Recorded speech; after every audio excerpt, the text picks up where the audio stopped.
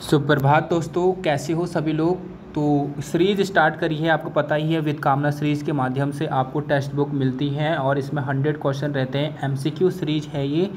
और यदि आप कोई भी समूह क लेवल का एग्ज़ाम दे रहे हैं, जैसे पुलिस कांस्टेबल का हो गया, सीसपाल की वैकेंसी आने वाली है, और वन गार्ड हो गया, इसके अतिरिक्त भी पटवारी लेखपाल का भी वैकेंसी रिलीज़ हुआ है, उसके लिए भी आप इसकी तैयारी कर सकते हैं। एमसीक्यू बेसिस पर आप इसमें अपना स्कोर देख सकते हैं। देखिए, सबसे पहले हम हिंदी से स्टार्ट करेंगे, उसके बाद रीजनिंग देखेंगे, रीजनिंग के बाद कंप्यूटर के 5 क्वेश्चन देखेंगे, और उसके बाद करंट अफेयर देखेंगे, और उसके बाद जीएस देखेंगे, फिर उत्तराखंड देखेंगे, जैसे कि क्वेश्चन बनता है पेपर में जी। आइए स्टार्ट करते हैं। प्रत्यय जो है ना आपका, एक जो शब्द का जो शुद्ध प्रकार है उसका वर्गीकरण क्या है कह रहा है। यदि इसका जो मेन आंसर है वो है विकारी शब्द का एक भाग है। क्या है विकारी शब्द का एक भाग? कौन है? प्रत्यय। ठीक है, तो ए ऑप्शन राइट है जी, नहीं डी ऑप्शन। अगला है हमारा बालक ने पुस्तक पढ़ी। इसमें ने किस कारक चिन्ह का जो है प्रकार है? तो ये है कर्ता। कर्ता कारक का जो है ने जो है प्रकार है। विद्या शब्द का तद्धित प्रत्यय क्या का जो रूप है वो क्या है? तद्धित प्रत्यय का जो रूप है विद्या का वो क्या है? तो वो हो जाएगा विद्यार्थी। D option right. नेक्स्ट है नाचता हुआ बालक। वाक्य में नाचता हुआ किस प्रकार का विशेषण है? तो यह है क्रिया विशेषण। C option right. क्रिया विशेषण नहीं, क्रियावाचक विशेषण, यानी डी ऑप्शन राइट। क्रियावाचक विशेषण डी ऑप्शन राइट है जी। नेक्स्ट क्वेश्चन है कि जो पुस्तकालय है ना, शब्द में किस प्रकार का समास है? तो इसमें है तत्पुरुष समास। तत्पुरुष समास पुस्तकालय में आता है। नेक्स्ट क्वेश्चन, अत्यधिक शब्द में कौन सा उपसर्ग है? अत्यधिक में जो उपसर्ग है वो है अति, यानी बी ऑप्शन करेक्ट है जी। किंतु होता है शब्द में किस प्रकार की श्रेणी में आता है? क्रिया है, या फिर अव्यय है, या फिर विशेषण है, या फिर सर्वनाम है? ना तो ये क्रिया है, ना ही विशेषण है, ना ही सर्वनाम है, यह है अव्यय। B option right. Next question है, जिसे मृत्यु न हो, इस वाक्य का एक शब्द प्रयोग क्या होगा? चिरंजीवी, अमर, अजर, या फिर अच्युत? इसका राइट आंसर है बी अमर। रामायण होता है, रामायण में जो शब्द का जो प्रयुक्त प्रत्यय है, इसमें कौन सा प्रयुक्त प्रयोग हुआ है? राइट आंसर होगा अयन। अयन प्रत्यय इसमें जुड़ा हुआ है। नेक्स्ट है, मैंने उसे पढ़ते हुए देखा। वाक्य में पढ़ते हुए कौन सा कारक है? करण कारक, अपादान कारक, या फिर कर्म कारक, या फिर विशेषण पद? पढ़ते हुए देखा, इसका राइट आंसर है विशेषण पद। D option right. हिंदी साहित्य से रिलेटेड क्वेश्चन है, कामयानी किस साहित्यिक विधा की रचना है? साहित्यिक विधा की रचना है कामयानी। कामयानी किसने लिखी है, किसकी रचना है, ये आपको कमेंट में बताना है। तो यह खंड काव्य। सूर्यकांत त्रिपाठी जो होता है निराला का मूल नाम आपको पता ही है, सूर्यकांत त्रिपाठी निराला है। C option. नेक्स्ट क्वेश्चन है, साकेत काव्य की रचयिता कौन है? तो है मैथिली शरण गुप्त। जयशंकर प्रसाद का प्रमुख नाटक कौन सा है? तो वह है स्कंद गुप्त। स्कंद गुप्त जो है जयशंकर प्रसाद का प्रमुख नाटक है जी। यदि आपको टेलीग्राम चैनल, ये आपको टेक्स्ट बुक चाहिए, तो आपको टेलीग्राम पर जाना होगा। वहाँ पर आप ईजिली इसे एक बुक को ले सकते हैं और अपना एमसीक्यू दे सकते हैं। काव्य के छायावादी युग में कुल कितने प्रमुख कवि माने जाते हैं? तो माने जाते हैं 4। 4 कवि कौन कौन से हैं? आपको कमेंट्स में आंसर बताना है जी। गीतांजलि पुस्तक के लेखक आप जानते ही हैं, जो कि रविंद्रनाथ टैगोर थे। छायावाद शब्द का प्रयोग सर्वप्रथम किसने किया था? छायावाद शब्द का प्रयोग सबसे पहले नगेंद्र ने किया था। प्रेमचंद्र का अंतिम जो उपन्यास था वो कौन सा था? शिवसदन था, गबन था, कफन था, या फिर मंगलसूत्र था? मंगलसूत्र इसका अंतिम जो है उपन्यास था। भक्ति काल का जो समय माना जाता है वो कौन सा माना जाता है? भक्ति काल का जो समय माना जाता है वो 1350 से लेकर 1700 तक माना जाता है। बी ऑप्शन राइट है जी। नेक्स्ट क्वेश्चन है कि महादेवी वर्मा किस साहित्य युग से संबंधित है? तो ये महादेवी वर्मा जो है, जो कवित्री हैं, वो छायावाद से संबंधित हैं। नेक्स्ट में हमने लिए हैं कंप्यूटर के 5 क्वेश्चन, जो कि कंप्यूटर, पहला क्वेश्चन है कंप्यूटर की जो बायोश होती है, बेसिक इनपुट आउटपुट सिस्टम जिसे कहते हैं फुल में, इसका क्या कार्य होता है? तो इसका कार्य होता है जी ऑपरेटिंग सिस्टम को स्टार्ट करना। ऑपरेटिंग सिस्टम को स्टार्ट करना बायोस का काम होता है। तो यहाँ पर आप इसका फुल फॉर्म लिख लीजिए, basic input output system. Booting प्रक्रिया का पहला हिस्सा माना जाता है इसको। नेक्स्ट क्वेश्चन, अगला क्वेश्चन है कि control plus shift plus escape shortcut का क्या कार्य होता है? कंप्यूटर को बंद करना, टास्क मैनेजर खोलना, या फिर सिस्टम सेटिंग खोलना, या फिर वॉल्यूम कंट्रोल खोलना। इसका राइट आंसर है टास्क मैनेजर खोलना। बी ऑप्शन राइट है जी। अगला क्वेश्चन है निम्नलिखित में से कौन सी जो प्रोग्रामिंग लैंग्वेज है वो ऑब्जेक्टिव ओरिएंटेड नहीं है? ऑप्शन आपके पास हैं 4, आप बताएं। पाइथन है, जावा है, ट्रिपल सी है, या फिर सी है। इसमें जो सी है वो आपका जो है ऑब्जेक्टिव ओरिएंटेड नहीं है, जबकि यह है प्रोसीड्यूरल लैंग्वेज के अंतर्गत आता है। कंप्यूटर में जो आईपी एड्रेस होता है उसका मुख्य कार्य क्या होता है? आईपी एड्रेस का मुख्य कार्य देखिए 4 ऑप्शन आपके पास है। वेबसाइट की स्पीड बढ़ाना, या फिर नेटवर्क पर डिज़ाइन की पहचान करना, या फिर पासवर्ड सुरक्षित करना, या फिर वायरस स्कैन करना। इसका राइट आंसर है नेटवर्क पर डिवाइस की पहचान करना। एक हार्ड डिस्क होती है वो किस प्रकार की मेमोरी होती है? तो हार्ड डिस्क जो होती है वो सेकेंडरी मेमोरी होती है। ऑप्शन आपके पास है प्राइमरी, टेम्पररी, या फिर वोलेटाइल, या फिर सेकेंडरी। तो होती है सेकेंडरी।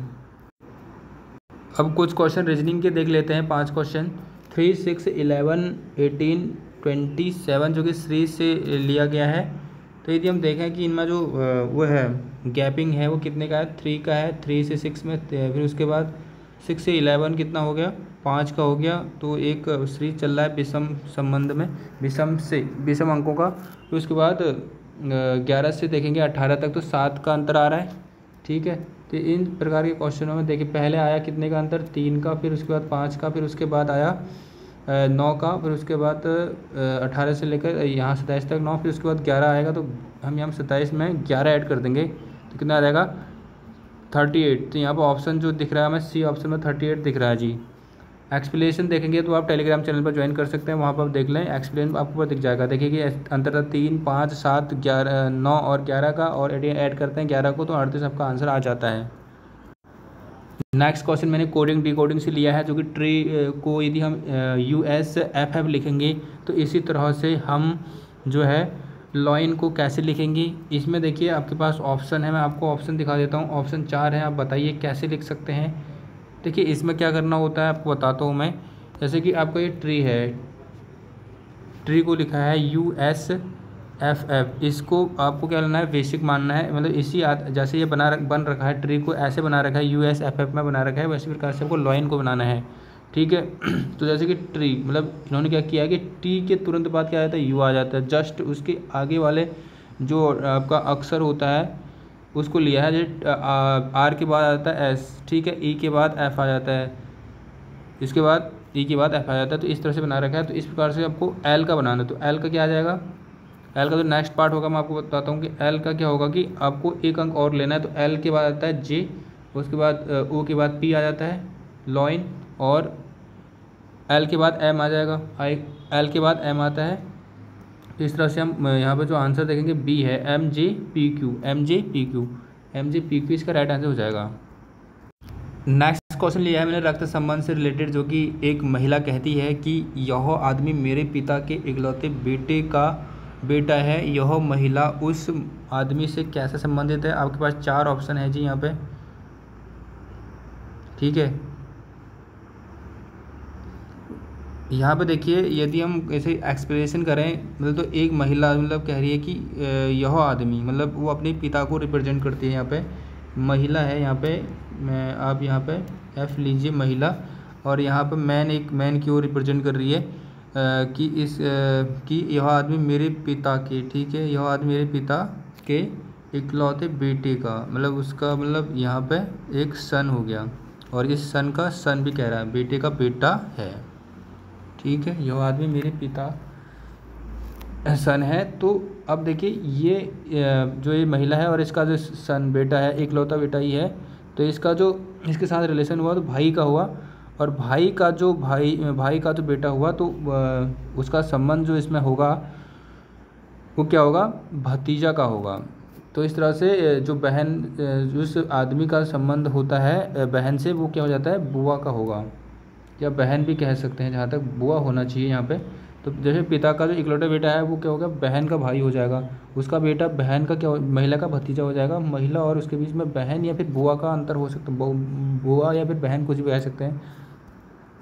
नेक्स्ट मैंने जो दिशा रिलेटेड या फिर डायरेक्शन रिलेटेड क्वेश्चन लिया है, जैसे कि एक व्यक्ति पूरब की ओर 10 किलोमीटर चलता है, 10 मीटर चलता है सॉरी, फिर बाएं मुड़कर वह 5 मीटर चलता है, फिर बाएं मुड़कर 10 मीटर, अब वह अपनी दिशा में किस दिशा की ओर होगा।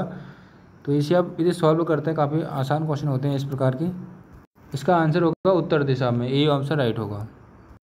यहाँ पर मैंने लिया है 5वां क्वेश्चन, ऑड वन आउट से असंगत चुने, जैसे कि पेंसिल है, पेन है, इरेजर है, सॉफ्टनर है, ठीक है, और उसके बाद मोबाइल है। इसमें यदि आप एक चीज़ गौर करोगे, जो पेन है लिखने का काम आता है, मतलब सारे आपके जो है एक स्टेशनरी का सामान हो गया, ये सारा चीज़ें देखिए, पेन है, पेंसिल है, इरेजर है और शॉर्पनर है। मोबाइल यहाँ पे अलग गैजेट में आ जाता है, तो डी ऑप्शन यहाँ पे राइट हो जाएगा।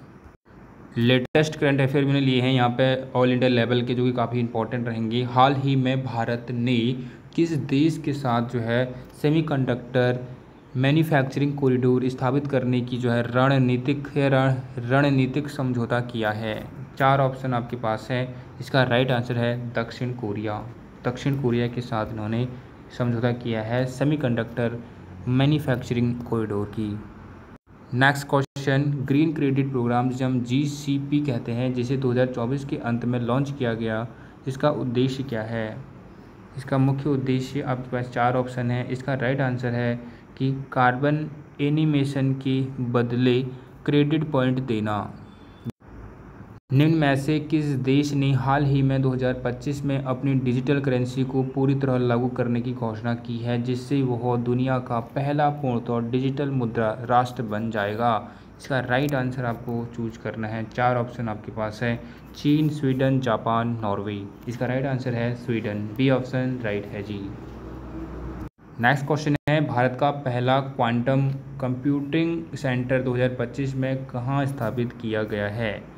क्वांटम कंप्यूटिंग सेंटर जो है बेंगलुरु में स्थापित किया गया है। मोस्ट इम्पॉर्टेंट क्वेश्चन है जी। नेक्स्ट क्वेश्चन है, हाल ही में किस देश में संपन्न COP30 जलवायु सम्मेलन में भारत ने mission life fresh second launch किया।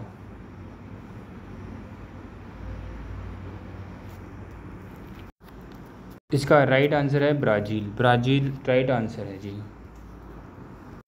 जीएस पर फोकस कर लेते हैं एक बार। भारत का प्रथम राष्ट्रीय उद्यान सभी को लोग जानते हैं कि जिम राष्ट्रीय कार्बन राष्ट्रीय उद्यान है। उसके बाद है संगीत के क्षेत्र में ग्राम्य और मूर्छना शब्द किस ग्रंथ के लिए गए हैं, किस ग्रंथ से लिए गए हैं। तो इसका राइट आंसर है नाट्य शास्त्र से लिए गए हैं। अगला क्वेश्चन है, किस संविधान संशोधन अधिनियम से 5वीं जो है उसे जोड़ा गया था, तो वो था आपका 73वां।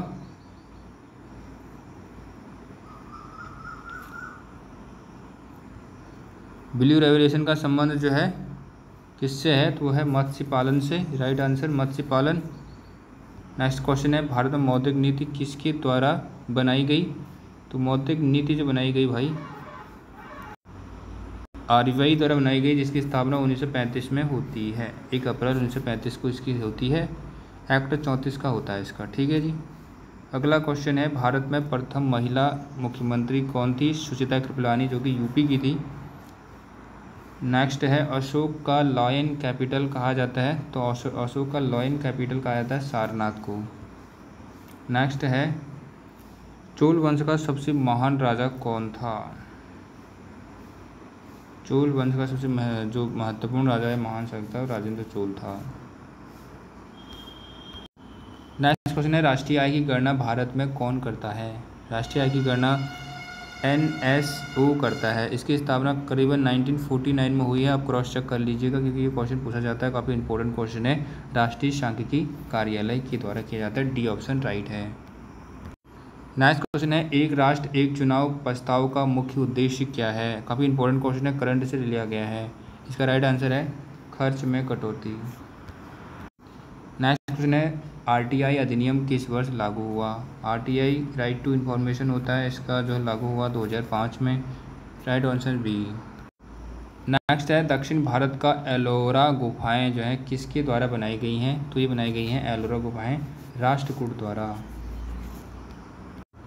नेक्स्ट क्वेश्चन है, जीरो बजट प्राकृतिक खेती का विचार किस राज्य ने दिया है। वो दिया है महाराष्ट्र ने।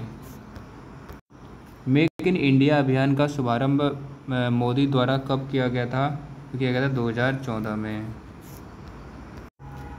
नेक्स्ट है, भारत का सबसे बड़ा इनलैंड साल्ट जो होता है सॉल्ट लेक जो है वो कौन सा है। तो है सांबर झील। बी ऑप्शन करेक्ट है। द्वैत शासन प्रणाली जो कि अंग्रेजों द्वारा चलाई गई किस अधिनियम के अंतर्गत इसे जोड़ा गया था। तो यह जोड़ा गया था 1919 एक्ट के थ्रू।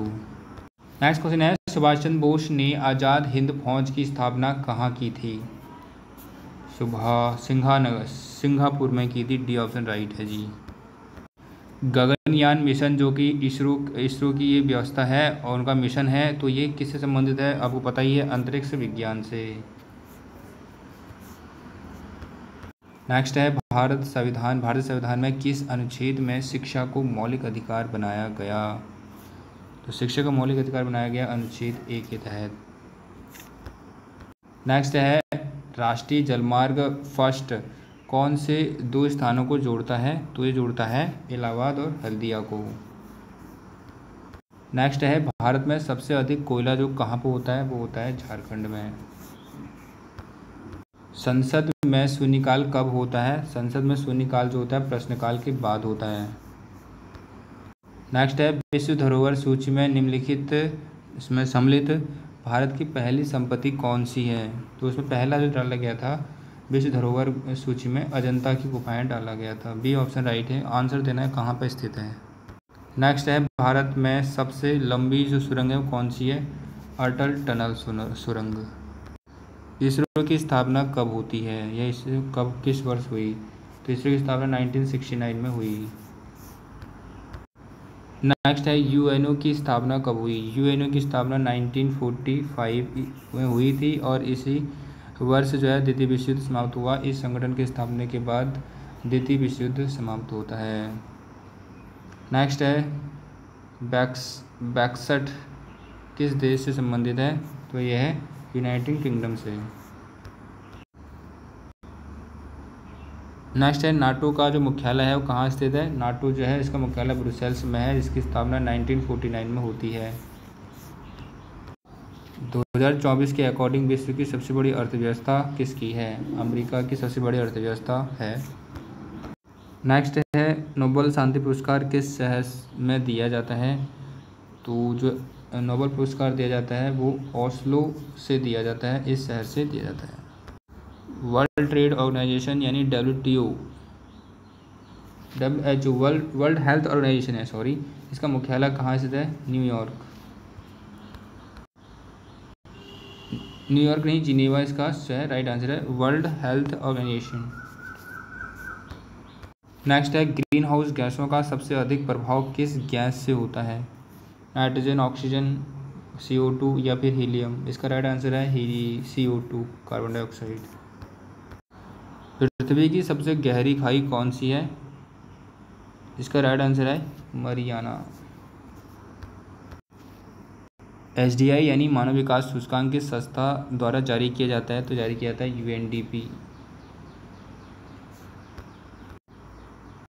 नेक्स्ट है, विश्व की सबसे लंबी नदी कौन सी है। तो है नील। सेकंड बोले तो अमेजन। बिग बैंग थ्योरी किससे संबंधित है। बिग बैंग थ्योरी जो है ब्रह्मांड से संबंधित है। नेक्स्ट है, स्ट्रेट ऑफ हॉर्म्यूज किन दो देशों के बीच है। तो यह है ईरान और ओमान के मध्य।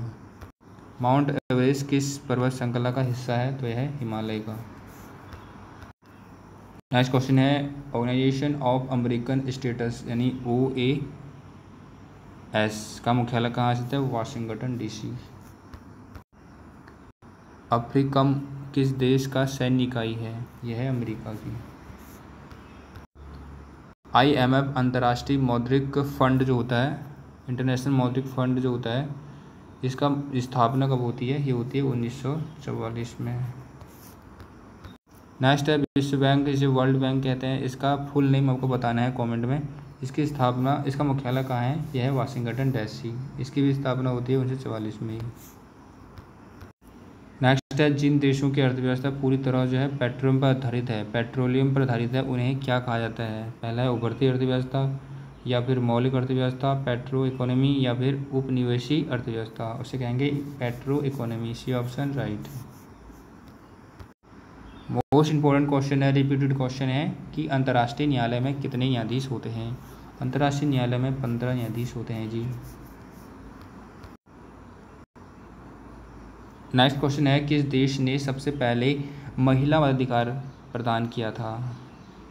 इसका राइट आंसर है New Zealand. C option right. Next है विश्व का सबसे ऊंचा जलप्रपात कौन सा है? इसका राइट आंसर है एंजल फॉल्स।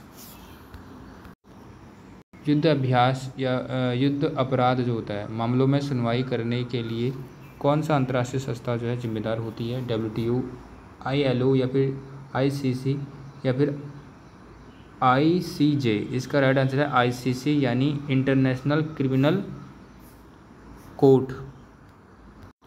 नेक्स्ट है क्योटो प्रोटोकॉल किस वर्ष प्रभावी हुआ? क्योटो प्रोटोकॉल प्रभावित हुआ था 2005 में। अब कुछ 30 या 40 क्वेश्चन यहाँ पर उत्तराखंड से पूछे देखे जाएंगे। उत्तराखंड राज्य में केदारनाथ नामक ऐतिहासिक ग्रंथ किससे संबंधित है? तो है शैव धर्म से। शैव धर्म से संबंधित है केदारनाथ नामक जो ऐतिहासिक ग्रंथ है। नेक्स्ट है टिहरी बांध किस दो नदियों के मध्य स्थित है? तो यह भागीरथी और भिलंगना। नेक्स्ट क्वेश्चन है कि उत्तराखंड राज्य का स्थायी उच्च न्यायालय कहाँ स्थित है? नैनीताल। भारत का पहला जैव विविधता पार्क कहाँ स्थापित किया गया? तो भारत का जैव विविधता जो पार्क स्थापित किया देहरादून में स्थापित किया गया।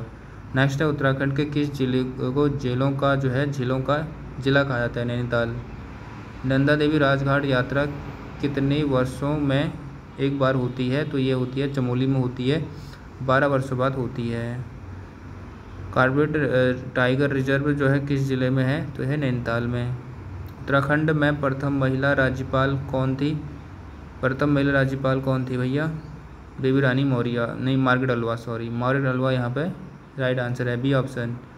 नेक्स्ट है उत्तराखंड में चिपको मूवमेंट की शुरुआत कहाँ से हुई? तो चिपको मूवमेंट की शुरुआत होती है चमोली से। उत्तराखंड का राज्य जो वृक्ष है वो है बुरांश। प्रसिद्ध बागेश्वर मेला जो लगता है वो कहाँ पर लगता है? ये लगता है गोमती नहीं पिंडर और सरी नदी के तट पर। कौन सा जिला जो है नेपाल और तिब्बत दोनों के सीमा पर लगा हुआ है? तो सभी को पता है कि पिथौरागढ़ है। उत्तराखंड में पंच केदार कितने मंदिरों का समूह है? 5 है। कौन कौन से केदार हैं आपको कमेंट में आंसर दें। अगला है उत्तराखंड में किस हिल स्टेशन को क्वीन ऑफ हिल्स कहा जाता है? क्वीन तो मसूरी सबको पता है। उत्तराखंड में किस स्थान पर हाइड्रो पावर यूनिवर्सिटी स्थापित की गई है? यह स्थित है तो है श्रीनगर। रामायण उत्सव किस जनजाति समूह का जो है भाग है? तो है भोटिया जनजाति। भीमताल कहाँ स्थित है? भीमताल चंपावत में स्थित है। उत्तराखंड का सबसे ऊंचा पर्वत कौन सा है? नंदा देवी जो कहाँ है? चमोली में। उत्तरायणी मेला किस जिले में मनाया जाता है? उत्तरायणी मेला बागेश्वर में मनाया जाता है। उत्तराखंड राज्य की पहली महिला मुख्यमंत्री कौन है? अभी कोई नहीं है, कोई बनी नहीं है अभी तक। तो इस तरह से हमने यहाँ पे 100 क्वेश्चन देखी सभी टॉपिक से रिलेटेड। ऐसे ही टेस्ट सीरीज आपको चाहिए तो आप कमेंट में आंसर दें और आपको ये सीरीज़ मिलेगी टेलीग्राम चैनल पे।